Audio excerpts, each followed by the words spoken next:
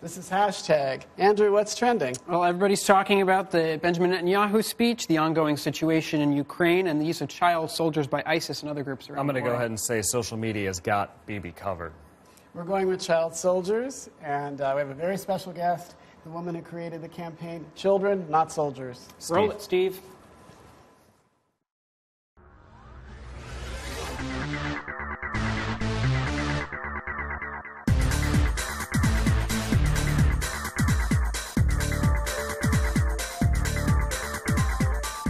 Welcome to Hashtag VOA. I'm Cal Perry. Today, we're going to walk a fine line between propaganda and education. The Islamic State, a group of bandits, terrorists, thugs, they continue to release videos showcasing the worst that humanity has to offer. Now, recently, the Islamic State has entered the realm of child soldiers, adding to an already unimaginable global struggle for hundreds of thousands of children. Another batch of propaganda from ISIS, this time child soldiers. ISIS calls them cub soldiers. We're not showing the faces of the children, an abundance of caution, an attempt not to exploit the already exploited. They stand in lines, they squat up and down, they drink water, a hard workout for the camera. It's unoriginal, and it's the worst of humanity on display once again. The advantage this time is we have historical context in which to place the otherwise unimaginable campaign of horrible images the group has supplied the world with. According to UNICEF, an estimated 300,000 children, boys and girls under the age of 18, are today involved in more than 30 conflicts around the world. The places we've seen before, the South Sudan, has a history of child combatants made news just this weekend. 89 children abducted in the most recent bloody raid on villages. Africa is an especially miserable place historically when it comes to the use of child soldiers. UNICEF says children are more likely to become soldiers if they're separated from their families, displaced from their homes, or live in combat zones. In Uganda, the LRA stocked its cult-like army with children, many of whom had nowhere else to go, more than 25,000 in total. Similar situations plague countries across the continent: Central African Republic, Liberia, Democratic Republic of the Congo, Nigeria. It is, of course, a global issue. South America and Asia, too, have had their conflicts, all of which make it more frightening when teenagers seem to be throwing their lives away for an unimaginable horror headed towards ISIS. This, the 3 girls from London said to be transiting through Turkey on their way. It's the greatest hits in depravity. This is the last time you'll see the video or images on this program. Unfortunately, it won't be the last time that ISIS will spread something similar to what it hopes is another generation of young recruits. Now, social media is, of course, one way that terror groups are likely to try to recruit children and teens as well, but it's also being used as a way to warn and to deter. Our Andrew Palczewski joins us now, as always. Andrew. Thanks, Cal. You mentioned the United Nations and UNICEF several times in that piece, and I'd like to talk about how they're using social media to draw attention to the issue of child soldiers throughout the social sphere. A year ago, the UN launched the hashtag Children Not Soldiers campaign to spread awareness about the plight of child soldiers. And the campaign's request is simple. It's what I'm doing right now. Take a picture of yourself holding a sign with hashtag Children Not Soldiers and share it with your social media followers. Since then, the campaign, since launching a year ago, thousands, including UN Secretary General Ban Ki-moon, have shared their hashtag Children Not Soldier pictures. You're seeing him here. While the campaign has been embraced by all ages, it's had particular resonance with children like these classmates, just one of many school groups showing their support. And I wanted to share this image in particular that you're about to see. It's a young man holding his handwritten sign, not much older than the child soldiers he's helping to bring attention to. Cal? All right, now Layla Zarougi, she is the UN Special Representative for Children and Armed Conflict. I'm told she's joining us on the phone. Can you hear me? Yes. Thank you so much for joining us. I know you've just returned from Africa. I think you probably heard bits and pieces of the piece that we opened the show with. I wanted you to sort of tell us the atmosphere that is needed for people to really prey on the young. You know, it's very easy to play on the young when you are in lawlessness context, when people are able to steer the fear within the community, when the adults that are supposed to protect you, your parent, the state, agents, they are not able to do it. So it's very, very easy. The children are vulnerable physically, vulnerable mentally, and that's why they are targets, because what is terrible now, it's not only they are target to be used as child soldier, but now we have the new technology, and they are used also as suicide bombers. They are used as a human shield. They are used also to control the future, because these new extremist groups are not only recruiting children, but they are also working to radicalize them, to change their thinking, to build a future generation that will adhere to their ideology. And that's the terrible things that we are losing today and the future. Talk a little bit, if you could, about some of those long-term effects a generation later. I mean, a lot of, and we certainly saw this in places like Uganda, there's a short-term gain, I guess, that can be gained on the battlefield, but what are the long-term effects that we see? That's why we explain that this is an issue that all we have to adhere and to fight for, because a child that is prevented from his childhood, from his family, from education, from being a child, just a child, and live with a group that will use him to kill, to watch killing, to see atrocity as daily life.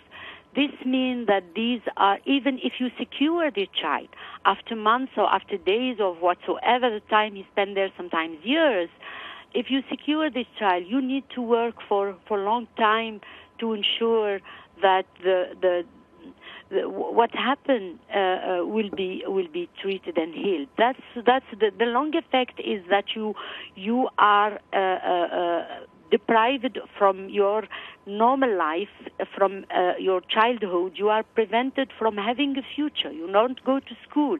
You watch killing. You kill. This is a generation that is lost, and to rebuild what happened take time. That's why we consider that preventing, and that's why the campaign is about. It's to end the recruitment, to prevent it in the future, to make sure that there is no place for children to go and fight, and to crack down on those who are using it as tactic of war, as a strategy to fight their enemies. So that's why I think that all of us, we have to consider this as a center in every strategy to fight extremist group, to address an insurgency, to deal with any situation of conflict. Layla, this is Andrew Palczewski here, and I wanted to bring up the campaign, the hashtag Children Not Soldiers. You've had amazing success with it, tweeted and retweeted thousands of times around the world. We saw the pictures a little earlier of people holding the signs. I like to ask our guests sometimes on the show, what is the next hashtag? And it's especially applicable for you because you have this hashtag for this campaign. What is the next hashtag? Does it focus on preventing these things before they happen? Does it work on healing some of the children and some of these wounds after these conflicts end? What the next hashtag is when we ensure that all governments that have their national forces listed are not anymore on our list. When the next hashtag, when all of us, not only we say we don't want to have children in our armed forces, and we stop recruiting them, and we put in place every piece that will allow us to say in the legal framework, in the mechanism, in the tools, that this is happening, this is a story of the past, and we look forward to not hear anymore to have children recruited in armed forces and sent to fight. But the most important, for those that we succeed to release, those who can, we ensure with this campaign to get them out of the conflict, that we have the way out for them, that we have the programs and reintegration process to ensure that they can restart and rebuild their lives. Layla, before we let you go, I just want to sort of harken back to this video. We started the show with these Cub Caliphate soldiers. Obviously, this is a very negative turn. What is UNICEF's feeling on this issue? Which issue? The fact that ISIS is now putting out these videos that are very, very likened to the videos we saw, for example, of the LRA in Uganda. Yeah. You saw we experienced this kind. It's done in purpose. This is their tactic. This is their strategy. They would like not only to shock us, but they would like to make the most violent image something that people will get used to it. So the most important is to not get used to it, is to say this is unacceptable, and that all together we have to work to ensure that this will not go unpunished, because that's the most important. It's not to allow those who are doing these horrible things to the children will enjoy impunity. And we have all together a responsibility for these children, for their parents, for everyone, for our future, to say no and to respond and to ensure that these people pay one day the high price they deserve. All right, thank you very much. That was Layla Zarougi. She's the UN Special Representative for Children in Armed Conflict, joining us from our UN Bureau in New York. We're going to take a short break. When we come back, we'll hear from a man who's interviewed child soldiers about their experiences. Please stay with us.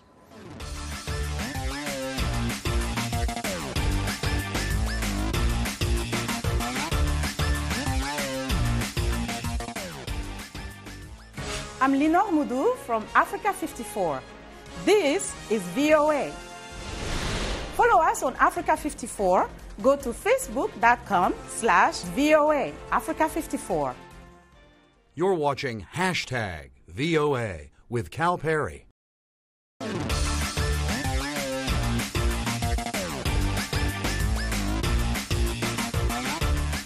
Welcome back to #at Voice of America. I'm Cal Perry. Kids in uniform carrying guns, that's how terror groups are filling their ranks. Joining us now, Apoya Aloya. He is the author of Child to Soldiers, Stories from Joseph Kony's Lord Resistance Army. Joining us via Skype from Toronto, Canada. Thank you so much, sir, for joining us. Here in our D.C. studio, Professor Ari Kruglanski of the University of Maryland. He's a social psychologist who lectures on the motivation of terrorists. Welcome to you both. If I could start actually in the studio, Professor, I want to read something that you wrote because it cuts right to this conversation when we get into the Islamic State. The phenomenon of violent extremism is as enigmatic as it is dangerous. Particularly disturbing, you write, is the fact that seemingly well-adjusted youngsters born and raised in the West and indistinguishable from millions of others in their generation turn up as ruthless Islamic killers. How does that happen? I mean, it's every parent's worst nightmare.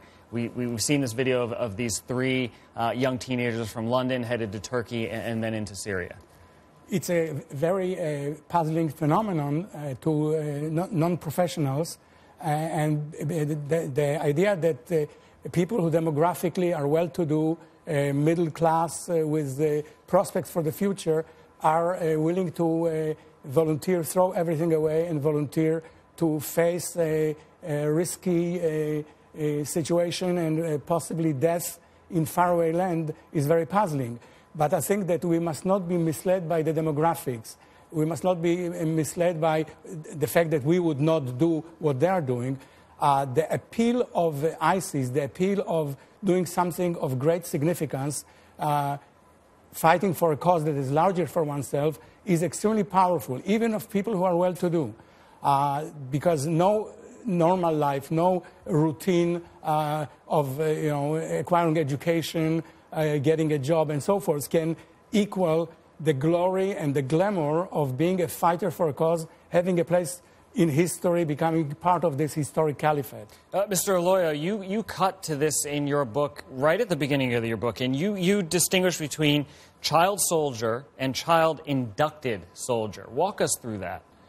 Well, basically, when I did my research, as I talked more and more to those young people who were abducted when they were young by Joseph Kony and the LRA, most of them would have been abducted between the ages of 9 and about 13, 14 at the most. And the younger, and you talk about in your book, sometimes the younger, the better for these people. The LRA always preferred the younger children. And so by the time I talked to these people, they were no longer children. They were already young men and women. And so it began to do, and they had gone tremendous changes through the time that they had spent, and some of them had spent as many as 4, 5, 6 years with the LRA in the bush. They had suffered untold body blows and so on. So I began to think that when we say child soldiers, we have frozen the child. And the child is there, but is child inducted? Yes, they're inducted when they are children, but they transform, they grow up, they become young men and women, and for me that was important because that would help to begin to counsel them. How are you going to help them now transform when they get back alive? And many of them, of course, did not, or if they did, they came back in already badly mutilated. But if they did, how do you begin to help them to get back into society? And so for me, the distinction child inducted allowed for that possibility of supporting these young people, now young men and women, when they come back to be integrated back into society, rather than child soldiers, which sort of gave the impression that they were frozen in that mode of being children and soldiers. And this is something that you and I know your students have been studying, the radicalization and how you reintegrate people back into normal society. How does that happen? Well, I think... Sorry, go ahead, Professor. Go ahead. It depends on the society as well as on the people who are inducted to be child soldiers. We know that people, the younger they were inducted as child soldiers, the more difficult it is to bring them back to society, the more adamant they are, the more fixed that they are in the ideology that, with which they were indoctrinated. On the other hand, the society itself has to make major effort to integrate them. Consider the fact that they lost their best years of education. All they know is how to fight. Their emotional regulation is impaired. Their brain development, their moral development are impaired. So they are not very easy prospects for reintegration. And the society, the community, has to make major effort to re-educate them, to find a way of allowing them to make a contribution to society, because there is a great danger that they will remain at the margins of society. And Mr. Lawyer, how do you do that, especially when more often than not these child soldiers have killed or have attacked the very community that they're trying to work their way back into? Certainly with the those who had served with the LRA, it was extremely difficult and continues to be, because you have to remember that the LRA is still out there. There are still a number of people who had been abducted many years, and they are in Central African Republic. So they haven't gone away. Certainly, maybe they've gone away from the news, so they're still there. But the one thing that I found that was fundamental for those who were abducted from northern Uganda, that really had to happen, was that initial contact with their family. Many of these people were abducted when they were children, but when they came back, as I said, they were adults.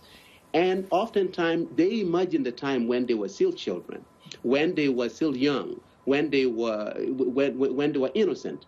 And when they come back, of course, they're killed, they are feared by the community. So making that initial contact with the family, allowing some processes to take place so that they can become reacquainted, and then beginning the part of counseling as to what happens next. Certainly, the professor talks about re-education. That has to occur.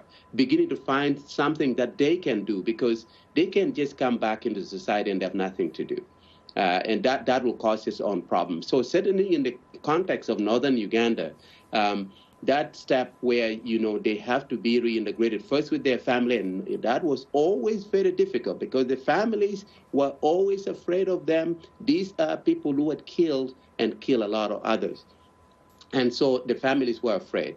But through time and with the support from various organizations, certainly Gulu Save the Children organization, World Vision, they were able to be reintegrated back into society so that they could begin to lead a fairly normal life, but it takes time. And on that point, Professor, I wanted to ask you, we actually have a question from one of our Twitter followers, Penelope. We've been talking a lot about what we can do after the fact, but Penelope brings up the point, what can we be doing before? Should we be focusing more resources on education and other ways to keep these children out of these situations before they occur?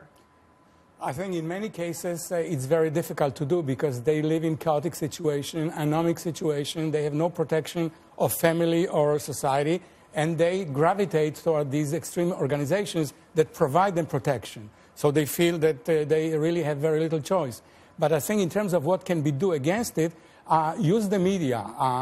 Cal talked about not showing these horrendous images on television and so forth. I think the media can do more than just passively abstain from showing the images. It can provide interpretation of what actually is happening to these children, and also the interpretation of what it means for organizations like ISIS. ISIS wants to portray the image of continuity, that generations will come, no matter how many you kill, the children will replenish the stock of fighters. But in fact, it can be also alleged that they are hiding behind the backs of children. They are cowardly. They are exploitative. They use the children as human shields. And in fact, that is a sign of weakness, cowardice, and exploitation, and that could deter the children or the parents who are ready to donate their children to these movements. So I think that the media can do much more than simply refrain from showing these images. We're going to pick up the conversation right where you've left it off. Media responsibility. You've got to squeeze in one last break. We'll be right back.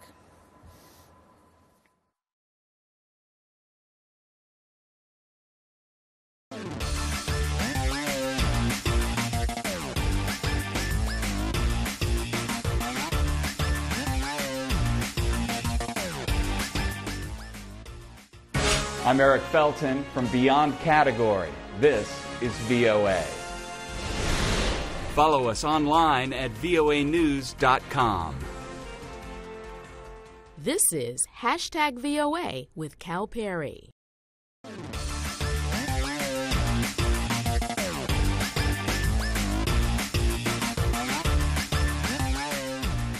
Welcome back to Hashtag Voice of America. I'm Cal Perry here, as always, with Andrew Palczewski. You saw there before our break our Facebook page. Please do get us at facebook.com/hashtag VOA. I'm joined again via Skype by Apoya Oloya. He is the author of Child to Soldier, Stories from Joseph Kony's Lord's Resistance Army. And here in our studio, Ari Kruglansky, professor of social psychology at the University of Maryland. Thank you again both for joining us. I wonder, Mr. Oloya, if you have any comments on where the professor just left things off about the media's responsibility? And I do want to keep sort of drawing some connections to what we're seeing in Syria and Iraq with these child soldiers, because we do have the historical precedent. Your book walks us through what Uganda has been living with now for decades.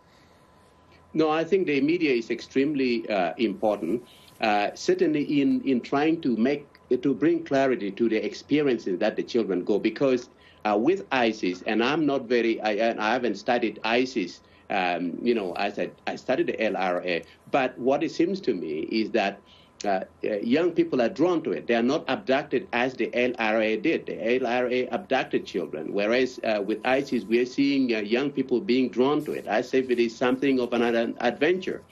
And I think it is important that the media highlights the kind of condition that these young people should expect. I mean, this is war. You're not going to, you'll be lucky if you come back intact. But even intact in terms of your physical appearance is only a part of it, because psychologically you will be suffering a lot. And certainly this is what we have seen in northern Uganda. And also the other part of it is that the media can show that, impunity. There is no impunity in this. In other words, if you're going to be joining terrorist group like ISIS or the LRA, don't expect that somehow the world will forget. We have seen with the LRA the surrender of Dominique Ongwen in mid-January this year, and he has been moved very swiftly to The Hague, where he is going to be facing the International Criminal Court. So, again, the issue of impunity, don't expect that somehow you can come back to your home, perhaps in Minneapolis, after serving time with Al-Shabaab, or back to London, England, after spending time with ISIS, and everything is going to be okay. Absolutely not. So I think the media's role here is to clarify for young people that there is no glamour in this. Yeah, I want you to jump in because there's this draw that... Yes, the glamour is great, the possibility, especially for young children. Children try to be grown-ups. They play to be as firefighters, as policemen. They try to be figures of power. And this is now promised by the terrorist organization, that they're going to be given guns, they're going to be allowed to fight, they're going to be allowed to kill. Children are powerless beings. They're dependent on their parents and other adults, and they crave, they have this quest for empowerment, and this is what's being offered to them.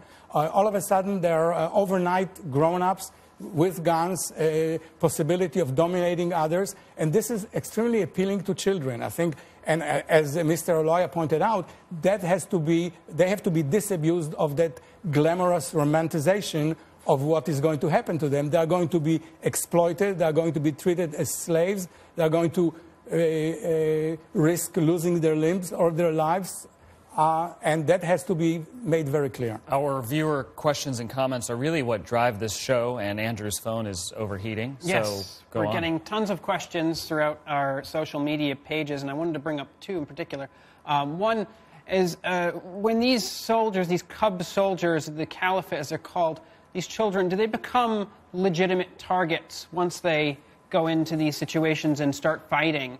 And then the other question we've been getting over and over again from Mr.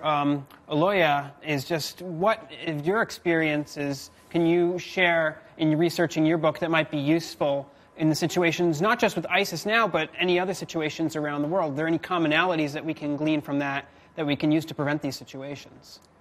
Well, again, thank you. Now, in terms of what can be done to prevent this situation, in the case of northern Uganda, what had to happen was that the government of Uganda had to work really hard, number one, to secure the population from the ravages of the LRA. And certainly that also occurred in southern Sudan. So from there, they moved to the Democratic Republic of Congo. And then, of course, now we know they're in Central African Republic, where a small group of LRA, including Joseph Kony, the leader, is still there. So certainly, when I talk about world government, the world has to understand that children need to be protected wherever they are.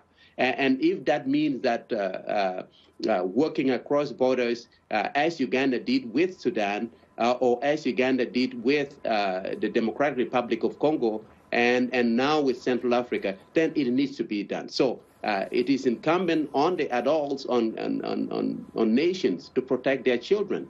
Certainly, Mr. Oloya, I'm sorry, we're running a bit short on time, so I just want to get to the professor very quickly. The other question we got from Twitter, do these children become targets once they pick up a gun and start firing? It's a moral dilemma.